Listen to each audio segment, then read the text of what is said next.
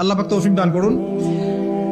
ইনশাআল্লাহ আজকের লেকচার যাদের কানে যাবে, আমরা যদি না খেয়েও মরে যাই, আল্লাহ পাক না খেয়ে মারবেন না ইনশাআল্লাহ। রিজিক আছে, খাবো ইনশাআল্লাহ। কিন্তু হয়তো বা অভাব হবে, টাকা পয়সা একটু কম হতে পারে, অন্যের 10 তলা ফ্ল্যাট হবে, আমার হবে না, ঠিক আছে, অন্যের এত বিঘা বিঘা জমি আমার হয়তো হবে না। কিন্তু ইনশাআল্লাহ তাআলা এই যে দুনিয়ার মুসাফিরের জীবনটা, এটা মুসাফিরের জীবন না? মুসাফিরের জীবনটা কেটেই যাবে ইনশাআল্লাহ। কাটবে না? যে কোনো ভাবে কেটে তো যাবেই ইনশাআল্লাহ। এই যে পরকালের জীবনটা একটা চেতনার শক্তি, জানেন? দুনিয়াতে যত বাধা বিপত্তি আসুক, গাল মন্দ খান, গীবত তহমত খান, কষ্ট হোক, নির্যাতন হোক, একটা বিষয় মনের মধ্যে শান্তি দেয়। কি শান্তি? যে এই দুনিয়ার জীবনটা তো আর চিরস্থায়ী নয়, এটা তো আর সারা জীবন থাকবে না। ইনশাআল্লাহ এই অবস্থা আস্তে আস্তে পরিবর্তন হয়ে যাবে। ফাইন্না মাআল উসরি ইউসরা, পরকালে ইনশাআল্লাহ পাবো। দুনিয়াতে না পেলে কি হয়েছে, পরকালে পাবো ইনশাআল্লাহ।